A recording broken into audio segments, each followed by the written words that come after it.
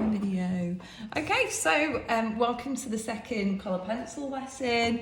Today we're going to be doing butterflies. So you can pick any type that you want, but you are not constrained to those colours and those pattern formations. I want you to use a little bit of artistic license today and to, you know, embellish.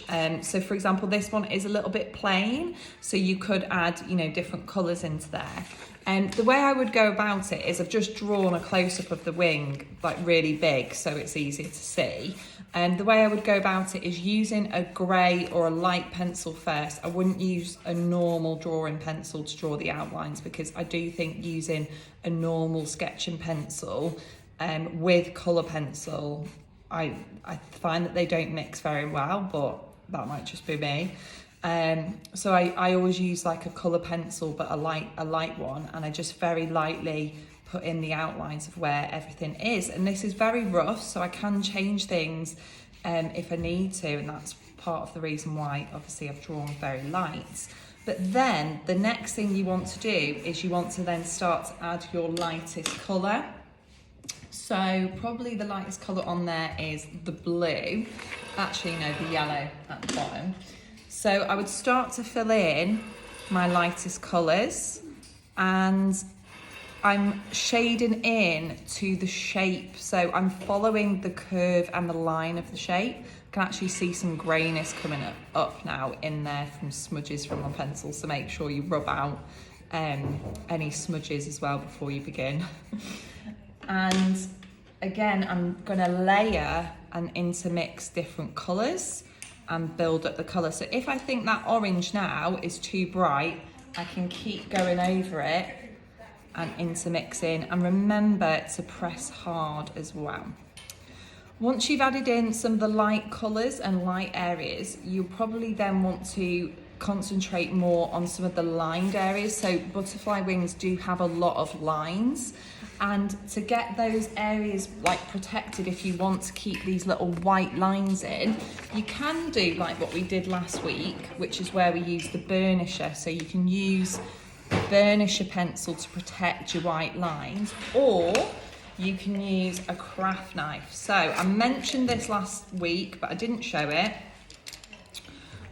And it's not something you would associate really, using a craft knife with colour pencil, but if you scratch your lines in, for example, so I've got more lines than I should have on there, but just for purposes of demonstration, and then you put your darker colour over the top, you get, you see, so that's my scratch and that's my burnisher. So my burnisher is giving me a slightly thicker line than the craft knife. The other way you can use the craft knife is to actually remove colour. So everybody thinks, oh, if you make a mistake, you just use a rubber. Of course you can, but you can actually, and it works best if the colour's really built up, so it's really, really obvious.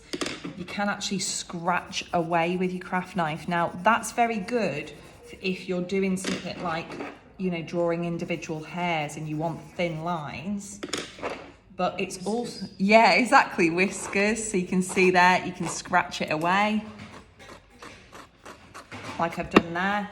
But also with butterflies, because they do have lots of lines on them and they've got lots of fine marks. So here where we've got these little markings, you can just scratch away those bits of colour there if you want to. The other thing, as well as lines, is we have a lot of stippling, which is where we've got like the fine dots. So you'll notice on some of the pictures of butterflies, the stippling is usually in just one set area. It's not all over. If you kind of do the stippling all over, it starts to look a bit like a leopard. So do, you know, confine it to an area. But with stippling, what I really, really love about stippling is that you can have your stippling really close together. My pencil's probably not sharp enough for this. Have a very sharp pencil if you're doing stippling, which is your fine little dots. Because the leads are so soft on these, they do break really easily. So have your lines really close together initially, and then you can spread it out from there. So it just gradually sort of like disintegrates, and that just makes it look a lot more natural. So it's this kind of like not a sudden end to things as well, which is can look really, really effective in art. What else was I going to say? I think pressing hard and getting the colours really intense is going to be crucial with this. But as I say, obviously at first you want to press light to make sure you're happy with everything. If you want to check it with me before you start going really hard and like nailing your colours to the mast, by all means do. And the other thing I was going to say is sometimes you do get some butterflies that like are almost like a cross between a butterfly and a moth, and they're quite furry. And this is why I put on the equipment list to have a magnifying glass if you've got one, but it's not essential, because when you're drawing very small things like this, you can actually really look at it and see the detail. So you can zoom in and see where you've got your stippling. So for example, here on this wing, so let's say I'm doing this wing, at first glances it appears quite simple, but when you actually really start to look at it, there's a lot more going on. So for example, there's lots of different tones in there that you could intermix. There's browns, there's reds. I might even get a little bit of white in there.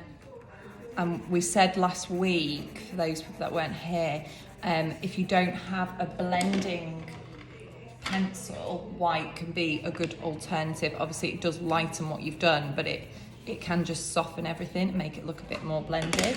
Now I'm going to go back over with yellow to soften those colours so they mix in a little bit more.